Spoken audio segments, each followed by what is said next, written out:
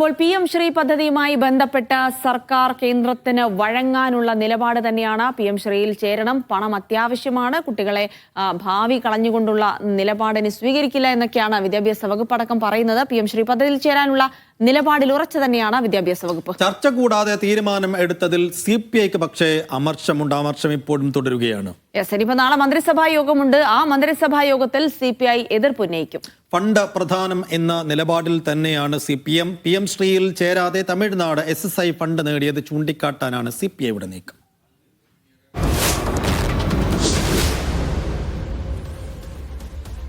വിജിൻ വായന്തോട് തിരുവനന്തപുരത്ത് നിന്ന് വിവരങ്ങൾ നൽകും. വിജിൻ, എന്തായാലും CPI എതിർത്ത് തന്നെയുള്ള നിലപാടിൽ നിൽക്കുമ്പോൾ CPM അതിന്റെ മറുവാദങ്ങൾ ഉന്നയിക്കുന്നുണ്ട്. പണം തന്നെയാണ് പ്രധാന പ്രശ്നം എന്ന് പറയുന്നുണ്ട്. അപ്പോൾ ഈ CPI ഉയർത്തിക്കാണിക്കുന്ന ഒരു പ്രധാന മോഡൽ എന്ന് പറയുന്നത് തമിഴ്നാടിൻ്റെതാണ്. തമിഴ്നാട് എങ്ങനെയാണ് ഈ കേന്ദ്ര നയങ്ങളെ അല്ലെങ്കിൽ കേന്ദ്രത്തിന്റെ ഒരു ബ്രാൻഡിങ്ങിൽ നിൽക്കാതെ ആ ഫണ്ട് സ്വീകരിച്ചതെന്ന് ചൂണ്ടിക്കാണിക്കുന്നു. ആ ഒരു മോഡൽ എന്തുകൊണ്ട് കേരളത്തിന് സാധ്യമല്ല എന്ന ഒരു ചോദ്യം CPI നാളെ ഉയർത്താനുള്ള സാധ്യത കൂടിയുണ്ട്. എന്തായാലും CPIയുടെ എതിർപ്പിനെ നിലവിൽ ഇപ്പോൾ CPM വകവയ്ക്കുന്നില്ല. പദ്ധതിയുമായി മുന്നോട്ട് പോകാനുള്ള തീരുമാനം തന്നെയാണെന്നാണ് മനസ്സിലാക്കുന്നത്. അങ്ങനെയാണെങ്കിൽ ഇനി CPIയുടെ എതിർപ്പ് അത് അതേ രീതിയിൽ തന്നെ തുടരുകയാണെങ്കിൽ അതിനെ മറികടന്ന് തന്നെയുള്ള ഒരു തീരുമാനം തന്നെ പ്രതീക്ഷിക്കാമോ? എന്തായാലും നിലപാടിൽ ഇപ്പോഴും മാറ്റമൊന്നുമില്ല വിദ്യാഭ്യാസ മന്ത്രിക്കും അതുവഴി മുഖ്യമന്ത്രിക്കും.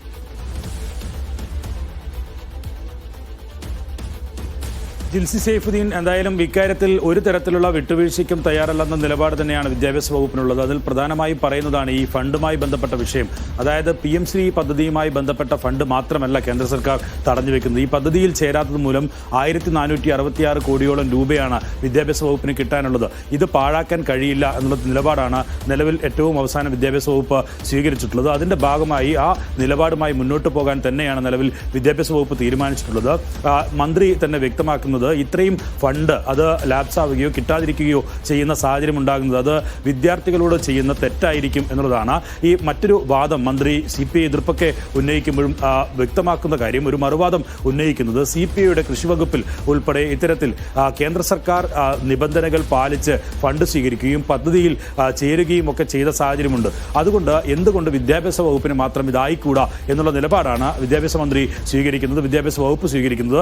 സ്വാഭാവികമായും മുഖ്യമന്ത്രിയുടെ കൂടി അംഗീകാരത്തോടെ തന്നെയാണ് വിദ്യാഭ്യാസ വകുപ്പ് ഈ നിലപാട് എടുത്തത് എന്ന് വേണം കാണാൻ. കാരണം വിദ്യാഭ്യാസ വകുപ്പിന് അനുകൂലമായ നിലപാട് മുഖ്യമന്ത്രി സ്വീകരിച്ചത് കൊണ്ടാണ് വിദ്യാഭ്യാസ മന്ത്രി തന്നെ ഇക്കാര്യം PM ശ്രീയിൽ ചേരുന്നതുമായി ബന്ധപ്പെട്ട വിഷയം നേരത്തെ തന്നെ വ്യക്തമാക്കിയത്.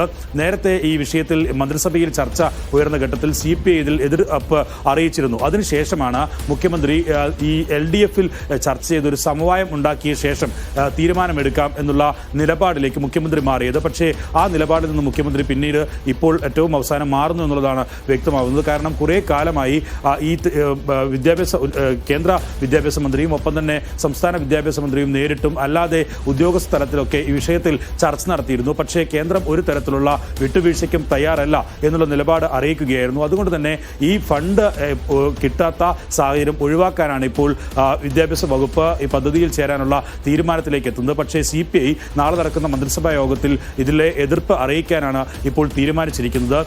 ഈ തമിഴ്നാട് സ്വീകരിക്കുന്ന നിലയിൽ ഉള്ള സമ്മർദ്ദമോ അല്ലെങ്കിൽ മറ്റേതെങ്കിലും തരത്തിലുള്ള നിയമ പോരാട്ടമോ തുടരുകയാണ് വേണ്ടത്.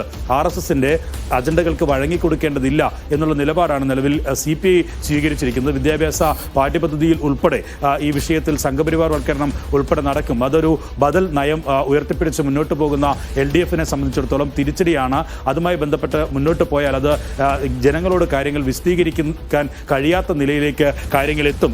അത്തരം നിലപാടാണ് CPI എന്തായാലും സ്വീകരിക്കുന്നത്. എന്തായാലും ഇക്കാര്യത്തിൽ നിലവിൽ SSI ഫണ്ട് ഉൾപ്പെടെ സമ്മർദ്ദത്തിന്റെ ഭാഗമായി തമിഴ്നാട് വാങ്ങിച്ചെടുത്ത സാഹചര്യമുണ്ട് എന്നതൊക്കെ CPI ഇക്കാര്യത്തിൽ ചൂണ്ടിക്കാട്ടുന്നുണ്ട്. പക്ഷേ നാളത്തെ മന്ത്രിസഭാ യോഗത്തിൽ CPI മന്ത്രിമാർ എതിർപ്പ് ഉന്നയിക്കുമെങ്കിലും മുഖ്യമന്ത്രിയുടെ നിലപാടാണ് നിർണായകമാകുക. മുഖ്യമന്ത്രി ഇക്കാര്യത്തിൽ ഫണ്ട് കളയരുത് എന്നുള്ള നിലപാടിൽ ഉറച്ചു നിന്നാൽ സ്വാഭാവികമായും അതിന് വഴങ്ങേണ്ട ഒരു സാഹചര്യം CPIക്ക് ഉണ്ടാകാനാണ് സാധ്യത. കാരണം വിദ്യാഭ്യാസ വകുപ്പ് നേരത്തെ തന്നെ ഈ ചർച്ച ചെയ്ത് എത്രയും പെട്ടെന്ന് തീരുമാനം വേണം എന്നുള്ള കാര്യം മുഖ്യമന്ത്രി അറിയിച്ചിരുന്നു. അതിന്റെ ഭാഗമായി അവസാനം പ്രധാനമന്ത്രി ഉൾപ്പെടെയുള്ള ആളുകളുമായി കേന്ദ്രത്തിൽ മുഖ്യമന്ത്രി തന്നെ നേരിട്ട് ചർച്ച നടത്തിയ ഘട്ടത്തിലും ഈ PM ശ്രീ ഫണ്ട് ഉൾപ്പെടെ ഉയർന്നു വരികയും ചെയ്തിരുന്നു. അതിലൊന്നും കേന്ദ്രം വഴങ്ങുന്നില്ല എന്ന് മനസ്സിലാക്കിയതിന് ശേഷമാണ് ഇത്തരത്തിൽ PM ശ്രീയിൽ ചേരാനുള്ള ഒരു നിലപാട് എന്തായാലും നിലവിൽ ഇപ്പോൾ സർക്കാർ സ്വീകരിച്ചിരിക്കുന്നത്. അതിലെ എതിർപ്പ് വകവയ്ക്കാതെ മുന്നോട്ട് പോകാനായിരിക്കും ഒരുപക്ഷെ മുഖ്യമന്ത്രിയും ഒപ്പം തന്നെ വിദ്യാഭ്യാസ വകുപ്പും തീരുമാനമെടുക്കുക.